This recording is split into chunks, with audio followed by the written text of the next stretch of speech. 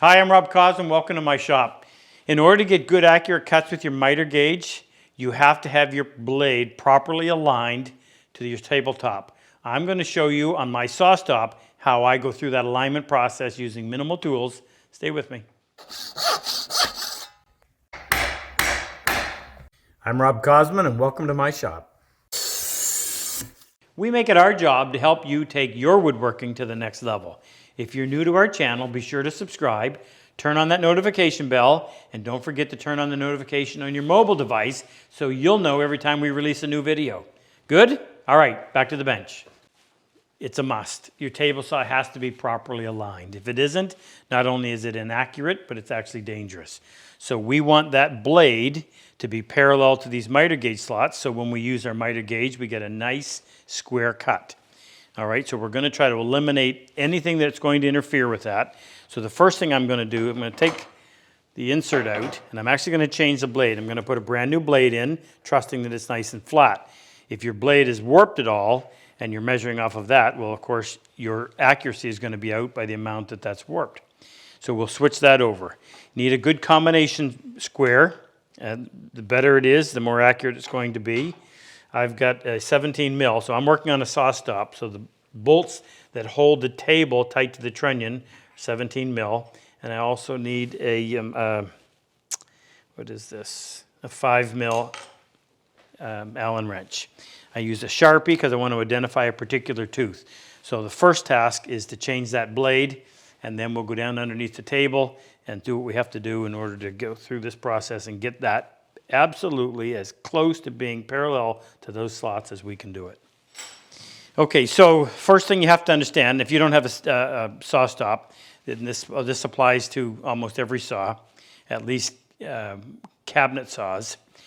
This top is attached to this trunnion. The trunnion is what holds the blade, and we need to be able to align it. So on most saws, there's most likely 4 bolts underneath. We'll show you where they are. One here, one in the front, and then one on either side on the front. And what we're going to do is loosen them and then adjust this until we get it close, and then we're going to dial it in. Now the big advantage to a saw stop, what they did is they put a center pin right here and 2 set screws. So you loosen those 4 bolts, which now allows it to move, and then using these set screws, you can rotate one way or the other from this centering pin, and that gives you a whole lot more accuracy in doing this. I'm going to go in, I'm going to raise that blade up. We'll do this before we go down underneath. Raise the blade up as high as it goes, just so that we can get as far away from one side to the other. And I'm going to go in, I'm going to identify with my Sharpie one tooth. I'm going to put an X on there. So I will go in using my combination square and referencing it on the edge of the miter slot. And I'll use that particular tooth. I'll get right out here on the edge. Lock this in place. And if we're going to line up using that tooth, then we're going to pull it away. We're going to move that over, and we're going to use the same tooth on the back side. That way, we eliminate as much air as possible. So now we need to go underneath and loosen up those bolts. So almost all cabinet saws are going to be built in some fashion like this. You're most likely going to have a bolt on all 4 corners.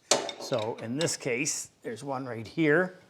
And I just want to loosen it enough so that I'm going to be able to move it. I've already done the 2 in the front. And on the saw stop, as I mentioned, right up in here, if you could see it, there's a set screw and there's one on the other side. And we loosen, advance one, retract the other in order to move this back side and have it pivot on the front. So we're going to go from here, we're going to go up to the top, and let's see if we can't line it up using the combination square. Okay, expecting the worst case scenario, I back the 2 set screws off so that I can freely move this top. You'll see how it moves. Remember, it's pivoting from the front, so that's going to stay put. So I'm going to try to get close, and then we'll go in there and we'll dial it in and get even closer. So using this combination square, there's my one with the mark on it. So I'm going to just bring that out a little bit more.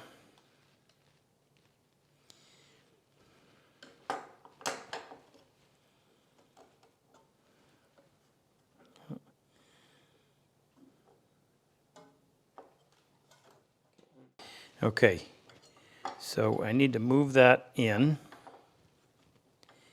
until it's just touching that tooth.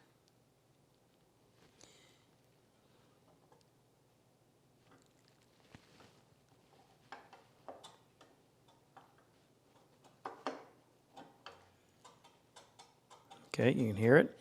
Now, we'll slide that across, bring that tooth down, and it's making lots of contact, so we've got to move this in this direction. Now, I left those loose enough that I can move it by hand, and then, as I mentioned, we'll get more accurate as we go. It still needs to go over more. So I'm going to, at this point, I'm going to go down underneath, and I'm going to take up all of the slack on this side, at least until that set screw touches.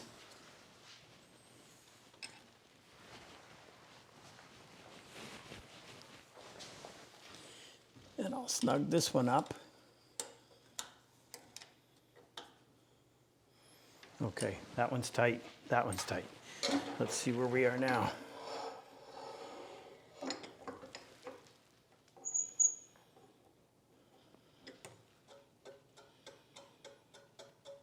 Just touching. And there's a lot of contact there. So we've got to move the tabletop in this direction, which means we've got to loosen this side and tighten that one.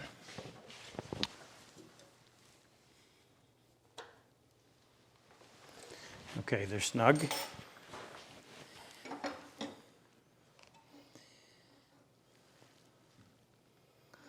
Okay, might have went too far, but we got to go back here and check first.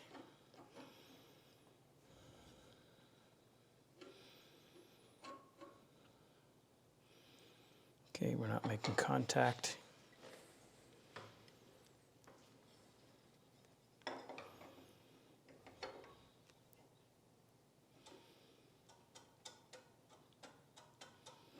Okay, take that over here.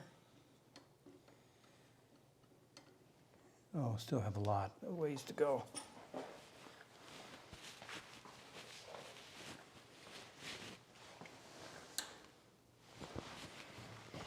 And then what we back off here, we take up over here. Hey, if you like this video, we have more. Our monthly newsletter has subscriber-only content, discounts monthly on tools, and anything we bring out that's new, subscribers get first crack at it. Click on the link below. Let's get back to work. And just tighten that up till you feel it come snug.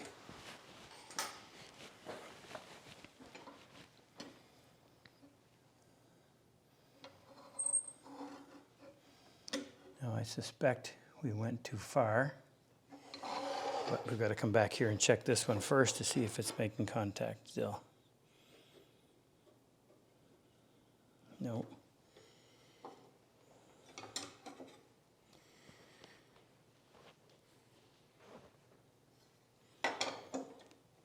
Now I want a way of moving this a lot finer, so I'm going to try with my brass hammer, just touching the outside of that.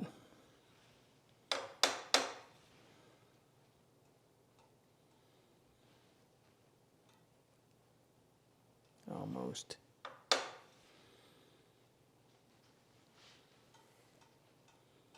Okay, you can hear it just making contact. Swing that over.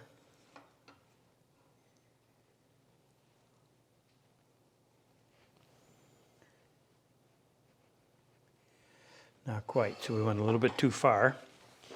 So that means I've got to back this off, and not much. That was about 1/8 of a rotation. And then this one will take up that amount. All right, let's check that.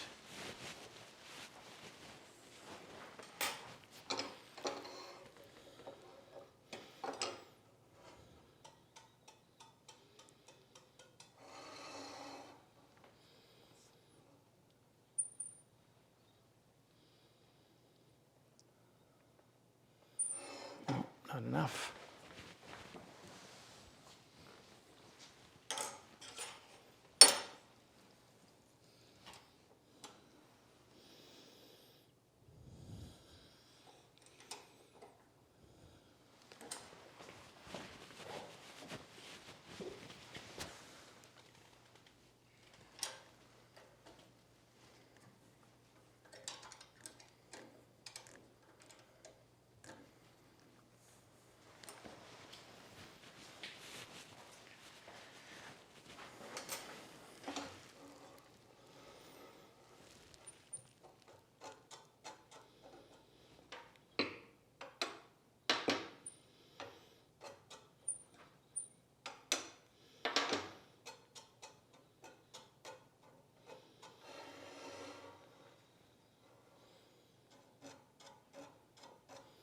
Okay, so now we're at that point where we've got to try to make a good judgment call on when it's touching the same amount. So I'm going to bring it back over here.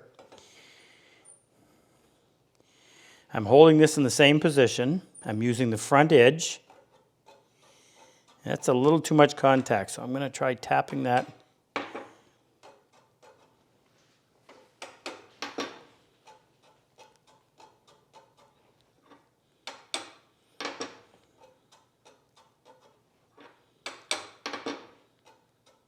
Okay, I'm using the front edge, and I'm going to go by feel and by sound. Again, using the front edge. And that feels and sounds like it's exactly where it should be. The ultimate test is going to be when we make a cut. We don't want any contact on the back side that's out of alignment. I'll show you what I mean when we actually try it. But now we want to go in and tighten up those 4 bolts. Hang on. Tighten the back ones. There's the centering pin. Now remember, you're not going to find that on any other saw, but on a saw stop you have it. And then here's our 2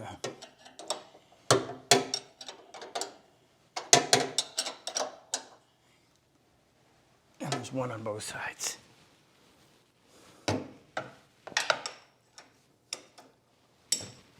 Tighten up my hand a little bit more.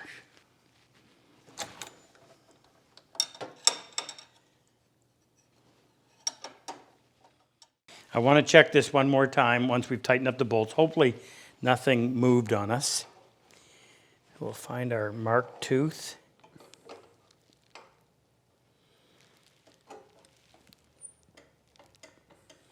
Ooh, I hold that in position. Now, I don't know if that moved. Maybe this moved, so let's just knock that blade over a little bit.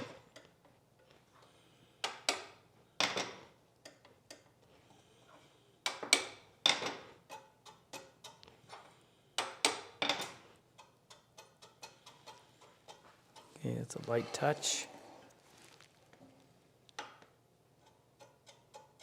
And that's a light touch. So I must have done something to that. Now you can also do this with a dial indicator. And that would have a sled that you mount your dial indicator on, and you would check both sides of the blade. But since most people aren't going to have one, I figured we'd do the easier one using the combination square. So we'll put our splitter back in, close the dust cover, put our throat plate in, and we'll get a piece of stock and we'll make a test cut with the miter gauge and see how it works. All right, let's do the acid test. So the first thing I want to do is I want to square my miter gauge to the slots. So I'm going to take the rule out of that. I'm going to put that in there. I'm going to put this square, which I trust. This is a Starrett solid steel square. Back this off. Get that so it's right on. As far as my eye can tell, that's perfect.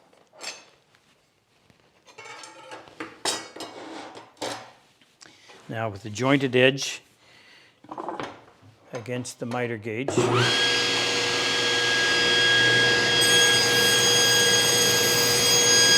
Now I'm going to go all the way back. wanted to make sure that that wasn't, those teeth coming up the backside weren't going to be scraping that. Just get rid of that little bit of fuzz. And then check this against the light. And that looks good. I can't see light on either side.